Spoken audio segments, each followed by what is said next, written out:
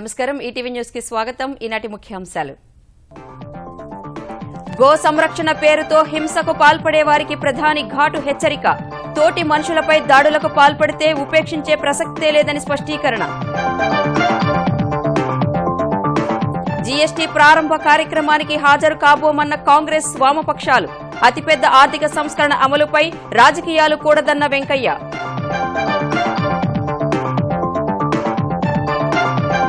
ఉపరాష్ట్రపతి ఎన్నికకు షెడ్యూల్ విడుదల ఆగస్టు 5న పోలింగ్ అదే రోజున ఓట్ల లెక్కింపు రాజకీయ పార్టీలు విప్ జారీ చేయరాదని ఈసీ ప్రకటన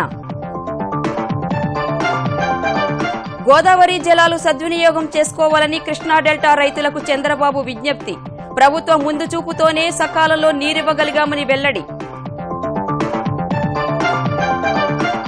ఏపీలో జూలై 1 నుంచి వనం మనం ఒకే రోజు 1 కోటి మొక్కలు నాటేందుకు ప్రభుత్వ కార్యాచరణ ప్రతి మొక్కకు జియో ట్యాగింగ్ చేయాలన్న చంద్రబాబు తెలంగాణలో అనుమతులు తీసుకుని పనులు చేపట్టని గనుల ఒప్పందాలు రద్దు అధికారులకు కేటీఆర్ ఆదేశాలు వారంలో తాకీదులు ఇవ్వాలని సూచన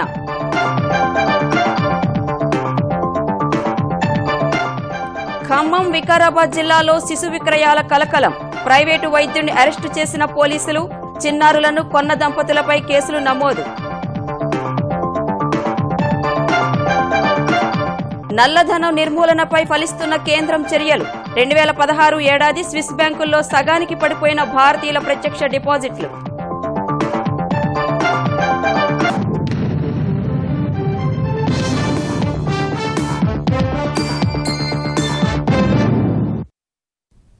గో సంరక్షణ పేరుతో హత్యలు చేయడం ఆమోదయోగ్యం కాదని ప్రధాని నరేంద్ర మోదీ స్పష్టం చేశారు చట్టాన్ని చేతుల్లోకి తీసుకోవడం జాతిపిత గాంధీ చూపిన అహింసా విధానానికి విరుద్దమని వ్యాఖ్యానించారు అహ్మదాబాద్లో శతవసంత వేడుకలు జరుపుకుంటున్న సబర్మతి ఆశ్రమాన్ని సందర్శించిన మోదీ ఏ సమస్యకైనా హింస పరిష్కారం కాదన్నారు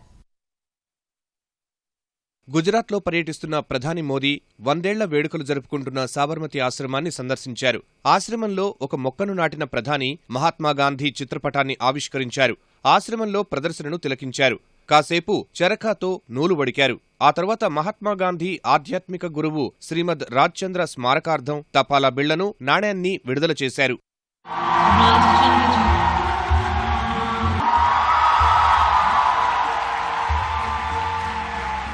ఈ సందర్భంగా ఇటీవల దేశంలో పలు ప్రాంతాల్లో గోరక్షకులు చేస్తున్న దాడులపై తీవ్ర ఆవేదన వ్యక్తం చేశారు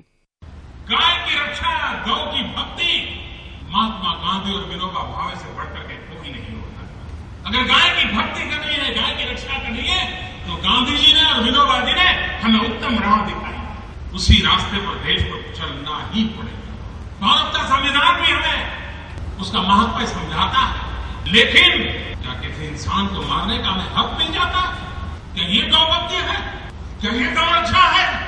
पूज्य बापू का रास्ता ये नहीं हो सकता विनोबा भावे का जीवन हमें ये संदेश नहीं देता वो कानून का काम करेगा इंसान को कानून हाथ में लेने का हक नहीं है देशवासियों से आग्रह करो हिंसा समस्याओं का समाधान नहीं है 2019లో మహాత్మాగాంధీ 150వ జయంతి నాటికి స్వచ్ఛ భారత్ స్వప్నం సాకారం చేసి బాపూజీకి ఘనమైన నివాళి ఇవ్వాలని పిలుపునిచ్చారు ये स्वच्छता का अभियान 2019 तक हर हिंदुस्तानी का स्वभाव बनना चाहिए स्वच्छता हमारे लोगों में हमारे विचार में हमारे आचार में स्वच्छता का प्रथम स्थान होना चाहिए और इससे बड़ी पूज्य बापू को कोई श्रद्धांजलि नहीं होती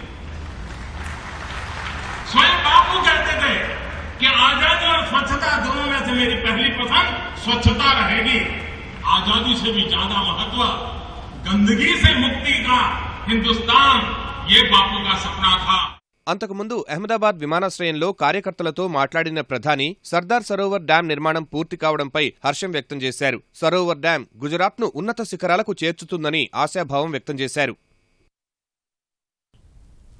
అనంతరం రాజ్కోట్ చేరుకున్న ప్రధాని నరేంద్ర మోదీ మరికొన్ని నెలల్లో జరగనున్న గుజరాత్ శాసనసభ ఎన్నికలను దృష్టిలో పెట్టుకుని భారీ రోడ్ షో నిర్వహించారు.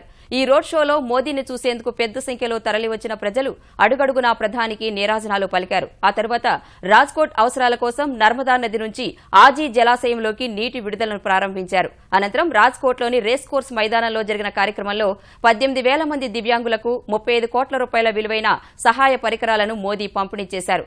దివ్యాంగుల జీవితాల్లో మార్పు కోసం దేశంలోని అంకుర సంస్థలు కొత్త ఆవిష్కరణలతో ముందుకు రావాలని ప్రధాని నరేంద్ర మోదీ పిలుపునిచ్చారు. దివ్యాంగుల సంక్షేమాన్ని చూసే బాధ్యత సమాజం ప్రభుత్వాలపై ఉంటుందన్న మోదీ సామాన్యులు వెళ్లే ప్రతి చోటకు దివ్యాంగులు వెళ్లేలా ఏర్పాట్లు ఉండాలన్నారు. मैं देश के स्टार्टअप की दुनिया में काम करने वाले नौजवानों से आग्रह करता हूं कि आप थोड़ा सा स्टडी कीजिए. दुनिया में दिव्यांग जनों के लिए किस किस प्रकार के नए आविष्कार हुए हैं, कौन सी नई चीजें डेवलप हुई हैं. अगर आप स्टडी करेंगे मेरे नौजवान, स्टार्टअप के द्वारा, इनोवेशन के द्वारा उन नई चीजों को प्रोडक्ट कर सकते हैं जिसका हिंदुस्तान में आज बहुत बड़ा मार्केट है. कि आप दिव्यांग जनों के लिए इस प्रकार की चीजें बनाने के लिए प्रयोग लेकर के आइए. सरकार जितनी मदद कर सकती है उतनी मदद करने का भरपूर प्रयास करेगी. కృష్ణానదికి సంబంధించిన ప్రాజెక్టులో నీళ్లు లేకున్నా గోదావరి జలాలతో జూన్లోనే పంటలు వేసుకునేందుకు లభించిన అవకాశాన్ని సద్వినియోగం చేసుకోవాలని రైతులకు ముఖ్యమంత్రి చంద్రబాబు పిలుపునిచ్చారు. పవిత్ర సంగమం వద్ద ప్రత్యేక పూజలు చేసిన చంద్రబాబు తుపాన్ కంటే ముందే పంటలు పండించాలని కోరారు. తెలుగుదేశం ప్రభుత్వం ముందు చూపు వల్లే కృష్ణా డెల్టా రైతుల కష్టాలు తీరాయని గుర్తు చేశారు. పట్టిసీమ ద్వారా కృష్ణానదికి చేరిన గోదావరి జలాలకు విజయవాడలోని పవిత్ర సంగమం వద్ద ముఖ్యమంత్రి చంద్రబాబు ప్రత్యేక పూజలు చేశారు.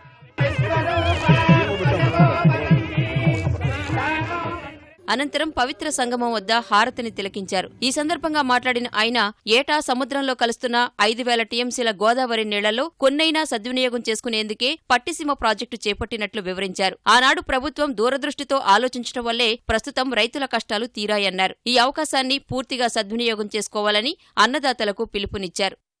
కృష్ణా రైతాంగాన్ని కోరుతున్నాం, ఈరోజు మీరు నారుమళ్ళేయండి, పంట తొందరగా వేయండి, మీరు అన్ని విధాలా సహకరించమని వారిని కోరుతున్నాం. ఈ రోజు కృష్ణమ్మ నీళ్లు రావాలంటే ఆల్మట్టి ప్రాజెక్టు నిండాలి, అక్కడ నుంచి నారాయణపూర్ రావాలి, ఆ తర్వాత జూరాల రావాలి, ఆ తర్వాత శ్రీశైలం, ఆ తర్వాత నాగార్జున సాగర్, ఆ తర్వాత పులిచింతల. ఇవన్నిటికీ నీళ్లు వచ్చినప్పుడే మనకు నీళ్లు వచ్చే అవకాశం ఉంటుంది. అలాంటి సందర్భంలో జూన్ నెలలోనే గోదావరి నీళ్ల వల్ల మన పంటలు వేసుకునే పరిస్థితి వస్తుంది. పట్టిసీమ పోలవరంపై విపక్షాలు చేస్తున్న విమర్శలపై మరోసారి చంద్రబాబు ధ్వజమెత్తారు. కొంతమంది విమర్శిస్తున్నారు, కాఫర్ డ్యామ్కి మెయిన్ డ్యామ్కి డిఫరెన్స్ లేకుండా మాట్లాడుతున్నారు. పోలవరం ఒక ఫ్రాడ్ అంటారు, పట్టిసీమ ఒక ఫ్రాడ్ అంటారు, పురుషోత్తపట్నం లాభం లేదంటారు. కండ్లుండే ఎవరైనా సరే ఇక్కడికి వచ్చి కృష్ణా డెల్టా రైతాంగాన్ని, రాయలసీమ రైతాంగం దగ్గరికి వెళ్లి మీకు ఏ లాభం వచ్చిందో అడిగితే చిన్న బిడ్డ కూడా చెప్పగలుగుతారని చెప్పి తెలియజేసుకున్నా. భగవంతుడు నాకు ఒక ఆశయం కల్పించారు, అది ఈ పోలవరం పూర్తి చేసి నదుల అనుసంధానం చేసి భావి తరాల భవిష్యత్తు బంగారు భవిష్యత్తు చేయడం నా జీవితాశయం. ఇది నెరవేరుస్తారని మరొక్కసారి మీ అందరికీ విజ్ఞప్తి చేస్తున్నా. నీటి సంరక్షణకు ప్రజలంతా ముందుకొచ్చి భూగర్భ జలాలను పెంచాలని చంద్రబాబు విజ్ఞప్తి చేశారు. అనుమతులు తీసుకుని కూడా కార్యకలాపాలు ప్రారంభించని గనుల లీజులు రద్దు చేస్తామని తెలంగాణ గనుల శాఖ మంత్రి కేటీఆర్ స్పష్టం చేశారు. అధికారులతో గనుల శాఖపై సమీక్షించిన మంత్రి లీజులు తీసుకుని గడువులోపు కార్యకలాపాలు మొదలు పెట్టకుంటే ఉపాధి లభించకపోవడం సహా ప్రభుత్వానికి ఆదాయం కూడా రావడం లేదని చెప్పారు. అలాంటి గనులకు తిరిగి స్వాధీనం చేసుకునేందుకు వారం రోజుల్లో నోటీసులు ఇస్తామని తెలిపారు. ఈ విషయంలో ఎలాంటి ఒత్తిళ్లకు లొంగవద్దని అధికారులను ఆదేశించారు. ప్రమాణాలు పాటించని గనులు, క్వారీల విషయంలో కూడా కఠినంగా వ్యవహరించాలన్న కేటీఆర్ తనిఖీలను డిజిటలైజ్ చేసేందుకు ఐటీ సహకారం తీసుకోవాలని సూచించారు. రియల్ టైం మానిటరింగ్ చేయడం, తనిఖీ నివేదికలను క్షేత్రస్థాయి నుంచే పంపే ఏర్పాటు చేయాలని మంత్రి చెప్పారు. ఇందుకు క్షేత్రస్థాయి తనిఖీలకు వెళ్లే అధికారులకు ట్యాబ్లు అందించాలని, ప్రతి గనిని జియో ట్యాగింగ్ చేస్తూ లీజు హద్దులను దాటి మైనింగ్ చేయకుండా జియో ఫెన్సింగ్ ఏర్పాటు చేయాలని కేటీఆర్ సూచించారు.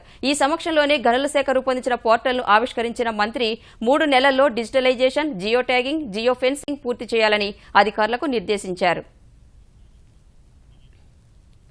తెలంగాణలో వస్తు సేవల పన్ను అమలు చేసేందుకు సిద్ధంగా ఉన్నట్లు తెలంగాణ ఆర్థిక మంత్రి ఈటెల రాజేందర్ స్పష్టం చేశారు. జీఎస్టీ వల్ల సామాన్యులపై భారం పడకూడదని కేంద్రానికి చెప్పినట్లు తెలిపారు. హైదరాబాద్ సచివాలయంలో వాణిజ్య పన్నుల శాఖ అధికారులతో సమీక్షించిన ఆయన వ్యాపారులు ఆందోళన చెందాల్సిన పని లేదన్నారు. తమ అభ్యంతరాల్లో కొన్నింటిని జీఎస్టీ కౌన్సిల్ పరిగణలోకి తీసుకుందని, మరికొన్నింటిని తోసిపుచ్చిందని వెల్లడించారు. ఆహారోత్పత్తులపై జీఎస్టీ ఉండదన్నారు. 14% లోపు వృద్ధి ఉన్న రాష్ట్రాలకే జీఎస్టీ అమలుతో వచ్చే నష్టాన్ని కేంద్రం పూడ్చుతుందన్న ఈటెల 17% మించి వృద్ధి రేటు ఉన్న తెలంగాణకు ఎలాంటి పరిహారం ఉండదని తెలిపారు. జీఎస్టీ అమల్లో మొదట్లో కొన్ని సమస్యలు ఉంటాయని ప్రజలు అర్థం చేసుకోవాలని విజ్ఞప్తి చేశారు. జీఎస్టీలో కొన్ని పన్నులపై ఈటెల అసంతృప్తి వ్యక్తం చేశారు. మిషన్ భగీరథ, ఇరిగేషన్ ప్రాజెక్టులు, మిషన్ కాకతీయ, ఇతరత్ర ఏదైతే ప్రాజెక్టులు నడుస్తూ ఉన్నాయో దాని మీద చాలా బడేలు పడేటువంటి ఆస్కారం ఉంది. 19,200 కోట్ల రూపాయలు పడేటువంటి ఆస్కారం ఉంది. ప్రభుత్వం మీద పన్నేసుకున్నట్టున్నది. ఒక రాష్ట్రం ప్రజాకోణంలో ఇంత పురోగమిస్తున్న సందర్భంలో కేంద్రం సహకరించాల్సింది పోయి ఇబ్బంది కలగడం అనేది న్యాయం కాదది. ఇట్లా అనేక విషయాల్లో దాదాపు 35 విషయాలలో, అందులో ముఖ్యంగా ఒక 6 విషయాలు మాత్రం గౌరవ ముఖ్యమంత్రి గారు కూడా కేంద్ర ప్రభుత్వానికి ఉత్తరం రాసింది. గౌరవనీయులు ప్రధానమంత్రి గారికి కూడా దానివల్ల ఉత్పన్నమైనటువంటి పరిస్థితిని వివరించింది. వారు పాజిటివ్గా రియాక్ట్ అవుతారని చెప్పి మేము ఆశిస్తా ఉన్నాం. మా ముఖ్యమంత్రి గారి భాషలో చెప్పడం, మా హైకమాండ్ తెలంగాణ ప్రజలు, మా ప్రజలకు ఏది లాభం జరుగుతుందో అది మేము చేస్తాం, ఏది నష్టం జరుగుతుందో దాని మీద మేము కొట్లాడతాం. వస్త్ర పరిశ్రమ, మత్స్యకారులపై పడుతున్న జీఎస్టీ భారాన్ని తొలగించాలని కోరుతూ తెలుగుదేశం ఎంపీలు కేంద్ర ఆర్థిక మంత్రి అరుణ్ జైట్లీని కలిశారు. వస్త్ర పరిశ్రమపై వేస్తున్న వస్తు సేవల పన్ను కారణంగా రోడ్డు మీద వ్యాపారాలు చేసుకునే చిరు వ్యాపారుల పరిస్థితి దారుణంగా మారుతుందని జైట్లీ దృష్టికి తెచ్చారు. ఎండు చేపల అమ్మకాలపై జీఎస్టీ కారణంగా తీర ప్రాంత మత్స్యకారులు తీవ్రంగా నష్టపోయే ప్రమాదం ఉందని జైట్లీకి వివరించినట్లు తెలుగుదేశం లోక్సభాపక్ష నేత తోట నరసింహన్ తెలిపారు. మరి ముఖ్యంగా మా కోస్తా ప్రాంతం అంతా కూడా దీని మీద ఆధారపడేటువంటి బతుకుతున్నటువంటి చిరు వ్యాపారస్తులు అందరూ ఉన్నారు. వారిని దృష్టిలో పెట్టుకుని ముఖ్యంగా శ్రీకాకుళం నుంచి మొదలుకొని నెల్లూరు వరకు మరి కోస్తా తీర ప్రాంతంలో అంతా కూడా ఇదే వ్యాపారం మీద జీవించేటువంటి అనేక మంది ముఖ్యంగా మహిళలు కూడా ఉన్నారు. కాబట్టి దాన్ని దృష్టిలో పెట్టుకుని వారి మీద ఎటువంటి పన్ను భారం పడకుండా చూడాలని మేము విజ్ఞప్తి చేస్తాం. ఈ 5% ఏదైతే జీఎస్టీ వస్త్రాల మీద, నూలు మీద, సిల్క్ యార్న్ మీద, సిల్క్ వస్త్రాల మీద, అదేవిధంగా రెడీమేడ్ గార్మెంట్స్ మీద ఏ విధంగా ఈ జీఎస్టీని వేశారో దాన్ని ఇమ్మీడియట్గా తక్షణమే ఉపసంహరించుకోవాలని మేము డిమాండ్ చేయడం జరిగింది. దేశ పన్నుల వ్యవస్థలో అతిపెద్ద సంస్కరణగా చెబుతున్న వస్తు సేవల పన్ను జీఎస్టీ అమలును ప్రారంభించేందుకు ఈ నెల 30న పార్లమెంటు సెంట్రల్ హాల్లో కేంద్రం నిర్వహించే కార్యక్రమానికి హాజరు కారాదని కాంగ్రెస్ నిర్ణయించింది. ఈ మేరకు అధినేత్రి సోనియా గాంధీ నేతృత్వంలో సమావేశమైన కాంగ్రెస్ నేతలు పలు అంశాలపై చర్చించి పార్లమెంటు సెంట్రల్ హాల్లో నిర్వహించే కార్యక్రమానికి వెళ్లరాదని తీర్మానించారు. కాంగ్రెస్ నేతృత్వంలోని యూపీఏ ప్రభుత్వ హయాంలోనే జీఎస్టీకి అంకురార్పణ జరిగినందున అమలు ప్రక్రియ ప్రారంభించే కార్యక్రమానికి హాజరు కావాలని కొంతమంది కాంగ్రెస్ నేతలు సూచించినప్పటికీ మెజారిటీ అభిప్రాయం మేరకు దూరంగా ఉండాలని నిర్ణయించినట్టు కాంగ్రెస్ అధికార ప్రతినిధి సత్యవర్త చతుర్వేది తెలిపారు. జూన్ 30న అర్ధరాత్రి నిర్వహించే కార్యక్రమానికి హాజరు కాబోమని తృణమూల్ కాంగ్రెస్ ఇప్పటికే ప్రకటించగా వామపక్షాలు కూడా ఇదే అభిప్రాయాన్ని వ్యక్తం చేశాయి. ఇతర ప్రతిపక్షాలు కూడా కాంగ్రెస్ తృణమూల్ బాటలోనే నడిచే అవకాశం ఉండగా జీఎస్టీ అమలులో కేంద్రం హడావుడి నిర్ణయాలు తీసుకుంటోందని కాంగ్రెస్ ఆరోపిస్తోంది. దేశంలోనే అతిపెద్ద పన్నుల సంస్కరణ ప్రారంభోత్సవ కార్యక్రమానికి కాంగ్రెస్ పార్టీ, దాని మిత్రపక్షాలు దూరంగా ఉండాలనుకోవడం దురదృష్టకరమని కేంద్ర ప్రసార సమాచార మంత్రి వెంకయ్యనాయుడు అన్నారు. సెంట్రల్ హాల్లో జరిగే సమావేశానికి హాజరు కాకపోవడానికి కాంగ్రెస్ చెప్పే కారణాలు వింతగా ఉన్నాయన్నారు. జీఎస్టీ అనేది ఇప్పటికిప్పుడు తెచ్చిపెట్టింది కాదన్న ఆయన అన్ని పక్షాలతో సంప్రదింపులు, ఏళ్ల తరబడి సుదీర్ఘ చర్చల తర్వాతే జీఎస్టీ పట్టాలెక్కుతోందని చెప్పారు. కాంగ్రెస్, దాని మిత్రపక్షాలు మనసు మార్చుకుని రేపటి జీఎస్టీ ఆరంభ కార్యక్రమానికి రావాలని వెంకయ్య విజ్ఞప్తి చేశారు. వారు ఏ కారణం వల్ల దీన్ని బహిష్కరించాలనుకుంటున్నారో అది కూడా వాళ్ళు స్పష్టంగా చెప్పలేకపోతున్నారు. రాత్రిపూట సమావేశమైంది, ఇవన్నీ చాలా చౌకబారు విమర్శలు. రెండవది సెంట్రల్ హాల్లో సమావేశం పెట్టడమైంది, మన్మోహన్ సింగ్ గారి ఎంపిక అయితే నరేంద్ర మోడీ గారి ఎన్నిక సెంట్రల్ హాల్లో జరిగాయి. సెంట్రల్ హాలు దేశానికి ప్రజాస్వామ్య వ్యవస్థకు కేంద్రము. తర్వాత ఈ ప్రభుత్వం పొగులు రాత్రి కూడా పనిచేస్తుంది. కానీ కాంగ్రెస్ పార్టీ తాత్కాలిక రాజకీయ హస్వదృష్టితో దీన్ని వివాదాస్పదం చేయడం కోసం ప్రయత్నం చేయడం చాలా దురదృష్టకరం. ఇప్పటికైనా దేశ ప్రజల యొక్క మనోభావాలను గుర్తించి ప్రజలు కాంగ్రెస్ పార్టీని తక్కువగా అంచనా వేస్తారు. ప్రజల దృష్టిలో వాళ్ళు చులకనవుతారు. ఎందుకంటే దేశం యావత్తూ ఈ క్షణం కోసం ఎదురు చూస్తూ జూలై 17న రాష్ట్రపతి ఎన్నికలకు రంగం సిద్ధం చేసిన కేంద్ర ఎన్నికల ఉపసంఘం ఉపరాష్ట్రపతి ఎన్నికకు షెడ్యూల్ వెల్లడించింది. ఆగస్టు 5న ఉపరాష్ట్రపతి ఎన్నికకు పోలింగ్ నిర్వహించనున్నట్లు ప్రకటించింది. ఆ వెంటనే ఓట్ల లెక్కింపు ప్రక్రియ ఉంటుందని ఎన్నికల సంఘం ప్రధాన అధికారి నసీం జైదీ తెలిపారు. ఈ ఎన్నికకు సంబంధించి జూలై 4న నోటిఫికేషన్ వెలువరించనున్నట్లు తెలిపిన ఆయన జూలై 18 వరకు నామినేషన్లు వేసేందుకు గడువు ఉంటుందని తెలిపారు. జూలై 19న నామినేషన్ల పరిశీలన ఉంటుందన్న జైదీ నామపత్రాలు ఉపసంహరణకు జూలై 21 వరకు అవకాశం ఉంటుందని చెప్పారు. ఉపరాష్ట్రపతి ఎన్నిక కోసం రాజ్యసభ సెక్రటరీ జనరల్ శంషేర్ షరీఫ్ ను రిటర్నింగ్ అధికారిగా నియమిస్తున్నట్లు తెలిపిన జైదీ పార్లమెంటు ఉభయ సభల్లోని సభ్యులు ఈ ఎన్నికల్లో ఓటేస్తారని తెలిపారు. ఇందుకోసం ఏ పార్టీ కూడా విప్ జారీ చేయరాదని తెలిపారు. రాష్ట్రపతి ఎన్నికల కోసం మొత్తం 90కి పైనే నామినేషన్లు దాఖలైతే ఎన్డీఏ అభ్యర్థి రామ్నాథ్ కోవింద్, విపక్షాల ఉమ్మడి అభ్యర్థి మీరా కుమార్ నామినేషన్ పత్రాలు మాత్రమే నిబంధనలకు అనుగుణంగా ఉన్నాయని ఈసీ స్పష్టం చేసింది. ఇరువురి నామినేషన్లను మాత్రమే ఆమోదించినట్లు తెలిపిన ఈసీ మిగిలిన వాటిని తిరస్కరిస్తున్నట్లు వెల్లడించింది.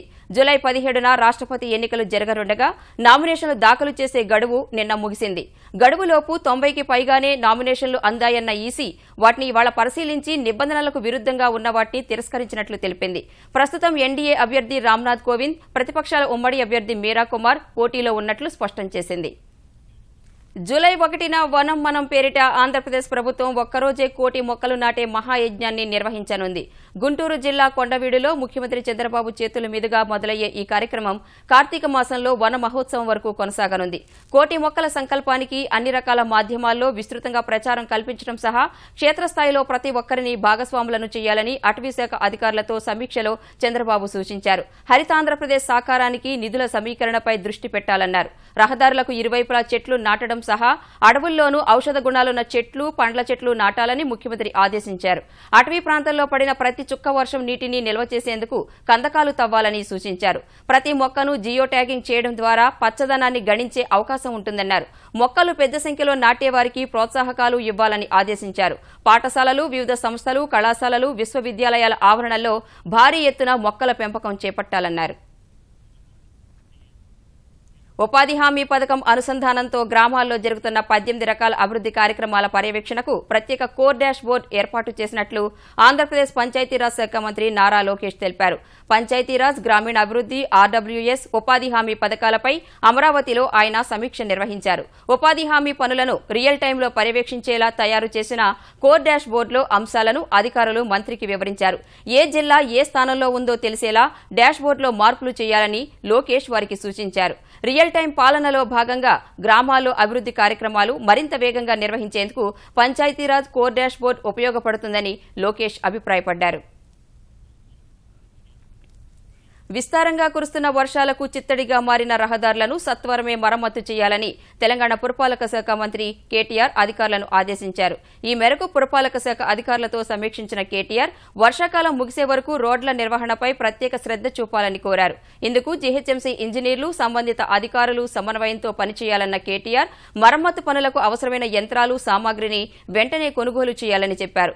జంట నగరాల్లోని రోడ్లను గ్రిడ్ల వారీ విభజించి ఒక్కో గ్రిడ్ బాధ్యతను ఒక్కో ఇంజనీర్కు అప్పగించాలన్న కేటీఆర్ ఆయా గ్రిడ్ల పర్యవేక్షణ, నిర్వహణకు ఆయా అధికారి బాధ్యత వహించాల్సి ఉంటుందన్నారు. ప్రతి ఇంజనీర్ రోడ్లపైన కనీసం రోజుకు 3-4 గంటలు క్షేత్రస్థాయిలో పర్యటించాలని సూచించిన కేటీఆర్ హెచ్ఎండీఏ పరిధిలోని రోడ్లపైన అధికారులు ప్రత్యేక దృష్టి పెట్టాలని ఆదేశించారు. తెలంగాణలో 2 జిల్లాల్లో శిశువులను అక్రమంగా విక్రయిస్తున్న వ్యవహారం బట్టబయలైంది. ఖమ్మం జిల్లా బల్లేపల్లికి చెందిన ఓ దంపతులు మహబూబాబాద్ జిల్లా కురవి మండల కేంద్రంలో పనిచేసే ఓ ఆయుర్వేద వైద్యుడు శ్రీనివాసరావు నుంచి చిన్నారిని కొనుగోలు చేసినట్టు గుర్తించిన తెలంగాణ ఐసీడీఎస్ అధికారులు పోలీసుల సాయంతో చేసిన దర్యాప్తులో శిశు విక్రయాల గుట్టును రట్టు చేశారు. లింగ నిర్ధారణ పరీక్షలు చేసినందుకు జైలు శిక్ష అనుభవించి గత వారమే జైలు నుంచి విడుదలైన శ్రీనివాసరావును అదుపులోకి తీసుకుని ప్రశ్నించిన ఖమ్మం పోలీసులు అతడు 7 పిల్లల్ని విక్రయించినట్లు గుర్తించారు. 7 చిన్నారుల్లో ఒక అబ్బాయి చనిపోయినట్టు ఐసీడీఎస్ అధికారులు గుర్తించారు. ఇటు వికారాబాద్ జిల్లాలోనూ విక్రయించిన ఓ శిశువును అధికారులు స్వాధీనం చేసుకున్నారు. మధ్యవర్తుల సాయంతో పిల్లల్ని దత్తత తీసుకుని భవిష్యత్తులో ఇబ్బందులు పాలు కావద్దని అధికారులు సూచించారు. ఎవరైనా సరే దత్తత అనేది పిల్లలు లేని వాళ్ళు ఎవరైనా సరే మహిళా శిశు సంక్షేమ శాఖ ద్వారా మాత్రమే తీసుకుంటే మీకు కడుపున పుట్టిన పిల్లలకి మీకు ఎటువంటి రైట్స్ అయితే ఉన్నాయో అవన్నీ సంక్రమించేటువంటి అవకాశం ఉంది. కాబట్టి ఎవరూ కూడా ఈ మార్గంలో అక్రమంగా ఎవరూ కూడా పిల్లలు వాళ్ళు ఇస్తామంటే వీళ్ళు ఇస్తామంటే 50,000, 60,000 లేదా 10,000 వాళ్ళ హాస్పిటల్ ఖర్చు ఇట్లాంటి ఇచ్చి ఏఈ కూడా పిల్లల్ని దయచేసి ఎవరూ కూడా తీసుకోవద్దనేది మాకు డిపార్ట్మెంట్ తరపు నుంచి విన్నపం అండి. క్లినికల్ ట్రయల్స్ నియంత్రణపై ప్రత్యేక కమిటీ వేయాలని తెలంగాణ వైద్య ఆరోగ్య శాఖ మంత్రి లక్ష్మారెడ్డి అధికారులను ఆదేశించారు. వైద్య ఆరోగ్య శాఖకు చెందిన పలు అంశాలపై అధికారులతో సమీక్షించిన మంత్రి ఔషధాలను మనుషులపై ప్రయోగించే పద్దతులకు సంబంధించి చట్టాలను మరింత కఠినతరం చేయాలని స్పష్టం చేశారు. రక్తనిధి కేంద్రాలను సురక్షితంగా నిర్వహించేందుకు ఏర్పాట్లు చేయాలని, ఎప్పటికప్పుడు తనిఖీలు చేయాలని ఆదేశించారు. హైదరాబాద్ నగర శివార్లో నిర్మించే 4 ఆసుపత్రులకు స్థలాల గుర్తింపు, కేటాయింపు పూర్తి కాగానే శంకుస్థాపన చేయాలని మంత్రి చెప్పారు. మజ్లిస్ ఎమ్మెల్యే అక్బరుద్దీన్పై హత్యాయత్నం కేసులో నాంపల్లి కోర్టు 4 దోషులుగా ప్రకటించి 10 ఏళ్ల శిక్ష విధించింది. ప్రధాన నిందితుడు మొహమ్మద్ పహిల్వాన్ సహా 10 మందిని నిర్దోషులుగా ప్రకటించింది. పాతబస్తీ బార్కాస్లో అక్బరుద్దీన్పై 2011 ఏప్రిల్ 30న హత్యాయత్నం జరిగింది. పాత కక్షలతో మొహమ్మద్ పహిల్వాన్ హత్యకు కుట్ర పన్నాడంటూ కేసు నమోదు చేసిన పోలీసులు అతడితో సహా 14 మందిని అరెస్టు చేశారు. పహిల్వాన్ సహా 8 మంది జైల్లో ఉండగా 6 బెయిల్పై విడుదలయ్యారు. 6 ఏళ్లు కేసు విచారణ జరిపిన నాంపల్లి న్యాయస్థానం ఇవాళ తుది తీర్పు వెల్లడించింది. హసన్ యాఫై, అబ్దుల్లా యూనస్, యూనస్ బిన్ వబర్ యాఫై, ఆసిఫ్ బిన్ యూనస్ యాఫైలను దోషులుగా ప్రకటించింది. ఆ 4కి 10 ఏళ్ల జైలు శిక్ష విధించింది. ఇప్పటికే జైల్లో ఉన్న కాలం మినహా మిగిలిన రోజులు వారు శిక్ష అనుభవించాల్సి ఉంటుంది. ప్రధాన నిందితుడు పహిల్వాన్ను నిర్దోషిగా ప్రకటించడంపై అప్పీల్ చేయాలని పోలీసులు యోచిస్తుండగా తమను దోషులుగా ప్రకటించడంపై హైకోర్టుకు వెళతామని శిక్ష పడిన 4 వెల్లడించారు. మొదటి ముద్దాయి మహమ్మద్ పహిల్వాన్ కోర్టు కుట్ర చేసినారు అనే యొక్క దాని నుంచి మొత్తం 14 మందిని అక్విటల్ చేసేసినారు. That is called 120B IPC. ఇకపోతే మిగతా 4 ఉన్నారే, ఆ 4కి వాళ్ళు హైకోర్టులో అప్పీల్ వేసుకుంటారు. అక్కడ వాళ్ళకి టెక్నికల్ గ్రౌండ్ మీద ఆ 4కి ఇచ్చేసిన సాంకేతిక పరిణామాల మీద అక్కడ కూడా హైకోర్టులో ఆ 4కి కూడా అక్విటల్ వస్తుందని మేము ఆశిస్తున్నాం. తెలంగాణలో నకిలీ విత్తనాలతో రైతులను మోసగిస్తున్న వ్యాపారులు, వారికి సహకరిస్తున్న వ్యవసాయ అధికారులపై కేసీఆర్ సర్కార్ కొరడా జొలిపించింది. రంగారెడ్డి జిల్లా మహబూబ్ నగర్లో దాడులు నిర్వహించిన తెలంగాణ వ్యవసాయ శాఖ నకిలీ విత్తనాలు విక్రయిస్తున్న సంస్థలపై చర్యలు తీసుకుంది. భారీ ఎత్తున నకిలీ విత్తనాలు సరఫరా అవుతున్నా పట్టనట్లు వ్యవహరించిన క్షేత్రస్థాయి అధికారులపై సస్పెన్షన్ వేటు వేసింది. విజయవాడలోని హోటళ్లు, రెస్టారెంట్లపై తనిఖీలు నిర్వహించిన ఆహార కల్తీ నియంత్రణ శాఖ అధికారులు పలుచోట్ల పాడైన ఆహారాన్ని అందిస్తున్నట్లు గుర్తించారు. గాంధీనగర్లోని కార్తికేయ రెస్టారెంట్లో తనిఖీలు నిర్వహించి పాడైపోయిన చికెన్, ఇతర ఆహార పదార్థాల్ని వినియోగదారులకు అందిస్తున్నట్లు గుర్తించారు. రెస్టారెంట్కు నోటీసులు ఇచ్చిన అధికారులు వాళ్లిచ్చే సమాధానాన్ని అనుసరించి మూసివేతపై నిర్ణయం తీసుకుంటామన్నారు. నగరంలోని అన్ని హోటల్స్, రెస్టారెంట్లపై దాడులు కొనసాగుతాయని వారు చెప్పారు. ఫ్రీజర్లో కనీసం 1 వారం నుంచి ఉన్నాయి. తండూరి కానివ్వండి, టిక్కాలు కానివ్వండి, మిగిలిపోయిన లెఫ్ట్ ఓవర్ అన్నీ కూడా 7-8 ఐటమ్స్ ఉన్నాయి. అవన్నీ డిస్ట్రాయ్ చేస్తూ ఉన్నాం. వాళ్ళకి శానిటరీ హైజీన్ కండిషన్స్ కూడా అప్ టు ది మార్క్ లేదు. ప్లస్ మెయిన్ ఏంటంటే వీళ్ళకి ఫుడ్ లైసెన్స్ కూడా లేకుండా వ్యాపారం చేస్తూ ఉన్నారు. ఫుడ్ లైసెన్స్ లేకుండా ఎవరు వ్యాపారం చేసినా సెక్షన్ 63 ప్రకారం 6 నెలలు జైలు శిక్ష, 5 లక్షల జరిమానా విధించబడుద్ది. నల్లధనంపై మోదీ సర్కార్ తీసుకుంటున్న చర్యలు ఫలితాలు ఇస్తున్నట్లే కనిపిస్తోంది. గతంలో ఎన్నడూ లేని విధంగా స్విస్ బ్యాంకుల్లో భారతీయులు దాచుకున్న నగదు 2016 ఏడాదిలో దాదాపు సగానికి తగ్గిపోయింది. 2015 సంవత్సరంతో పోలిస్తే గత ఏడాది స్విస్ బ్యాంకుల్లో భారతీయుల డిపాజిట్లు 45% వరకు తగ్గి 4,500 కోట్ల రూపాయలకు పడిపోయాయి. ఇంత భారీ స్థాయిలో భారతీయుల డిపాజిట్లు తగ్గడం స్విస్ బ్యాంకుల చరిత్రలో ఇదే తొలిసారి అని స్విస్ జాతీయ బ్యాంక్ తాజాగా విడుదల చేసిన గణాంకాలు స్పష్టం చేస్తున్నాయి. 2006లో భారతీయుల నిధులు రికార్డు స్థాయిలో 23,000 కోట్లకు చేరగా దశాబ్దం తర్వాత దాదాపు 10వ వంతుకు పడిపోయినట్టు స్విస్ జాతీయ బ్యాంక్ నివేదిక వివరించింది. మరోవైపు ఆ దేశంలో దాచుకున్న మొత్తం విదేశీయుల సొమ్ము 96 లక్షల కోట్లకు పెరిగినట్టు స్విస్ జాతీయ బ్యాంక్ వెల్లడించింది. గతేడాదితో పోల్చుకుంటే ఈ మొత్తం స్వల్పంగా పెరిగినట్టు తెలిపింది. నియంత్రణ రేఖ వద్ద పదే పదే కాల్పుల విరమణ ఒప్పందాన్ని ఉల్లంఘిస్తున్న పాక్ దళాలు తాజాగా మరోసారి కవ్వింపు చర్యలకు పాల్పడ్డాయి. పూంచ్ జిల్లాలో భారత బలగాలే లక్ష్యంగా పాక్ సైన్యం జరిపిన కాల్పుల్లో 2 జవాన్లు గాయపడ్డారు. చిన్న ఆయుధాలు, మోటార్ షెల్స్ తో దాయాది సైన్యం కాల్పులకు పాల్పడగా మన దళాలు దీటైన సమాధానం ఇచ్చినట్టు సైన్యం ప్రకటించింది. స్వల్పంగా గాయపడిన జవాన్లను సమీప సైనిక ఆసుపత్రికి తరలించి చికిత్స అందిస్తున్నారు. మరోవైపు భారత్ కూడా కాల్పులకు పాల్పడిందంటూ ఇస్లామాబాద్లోని భారత డిప్యూటీ హై కమిషనర్ ఎస్ రఘురాంను పిలిపించి పాక్ విదేశాంగ శాఖ వివరణ కోరింది. భారత దళాల కాల్పుల్లో తమ దేశానికి చెందిన ఓ పౌరుడు మృతి చెందినట్టు పాక్ ఆరోపించింది. జూన్ నెలకు సంబంధించిన డెరివేటివ్స్ ముగింపు నేపథ్యంలో మదుపరులు చివరి గంటలో అమ్మకాలకు దిగగా ఆరంభ లాభాలను కోల్పోయిన స్టాక్ మార్కెట్లు ఇవాళ స్వల్పంగా పెరిగాయి. క్రితం 3 సెషన్లలో 456 పాయింట్లు కోల్పోయిన సెన్సెక్స్ ఇవాళ 23 పాయింట్లు లాభపడింది. ఈ ఉదయం 30,911 పాయింట్ల వద్ద ప్రారంభమైన సూచీ ఎయిర్ ఇండియా పెట్టుబడుల ఉపసంహరణకు కేంద్ర మంత్రివర్గం అనుమతించిన వేళ సంస్కరణల వేగం పుంజుకుంటుందన్న అంచనాల మధ్య మదుపరులు కొనుగోళ్లు జరపగా 31,098 పాయింట్ల గరిష్ట స్థాయిని తాకింది. తర్వాత జూన్ డెరివేటివ్స్ ముగింపును దృష్టిలో పెట్టుకుని మదుపరులు అమ్మకాలకు దిగగా సెన్సెక్స్ 30,795 పాయింట్ల కనిష్ట స్థాయికి పడిపోయింది. చివరకు 30,857 పాయింట్ల వద్ద స్థిరపడింది. ముఖ్యాంశాలు మరోసారి. గో సంరక్షణ పేరుతో హింసకు పాల్పడే వారికి ప్రధాని ఘాటు హెచ్చరిక. తోటి మనుషులపై దాడులకు పాల్పడితే ఉపేక్షించే ప్రసక్తే లేదని స్పష్టీకరణ. జీఎస్టీ ప్రారంభ కార్యక్రమానికి హాజరు కాబోమన్న కాంగ్రెస్ వామపక్షాలు. అతిపెద్ద ఆర్థిక సంస్కరణ అమలుపై రాజకీయాలు కూడదన్న వెంకయ్య.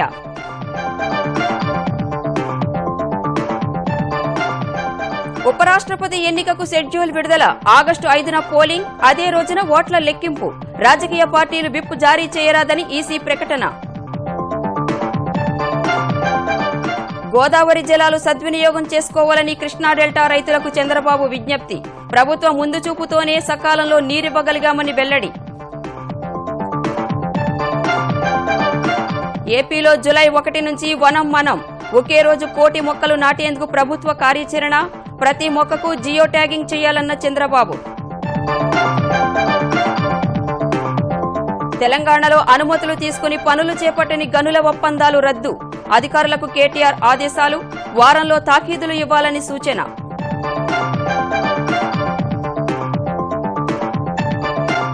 ఖమ్మం, వికారాబాద్ జిల్లాలో శిశు విక్రయాల కలకలం. ప్రైవేటు వైద్యుని అరెస్టు చేసిన పోలీసులు. చిన్నారులను కొన్న దంపతులపై కేసులు నమోదు. నల్లధనం నిర్మూలనపై ఫలిస్తున్న కేంద్రం చర్యలు. 2016 ఏడాది స్విస్ బ్యాంకుల్లో సగానికి పడిపోయిన భారతీయుల ప్రత్యక్ష డిపాజిట్లు.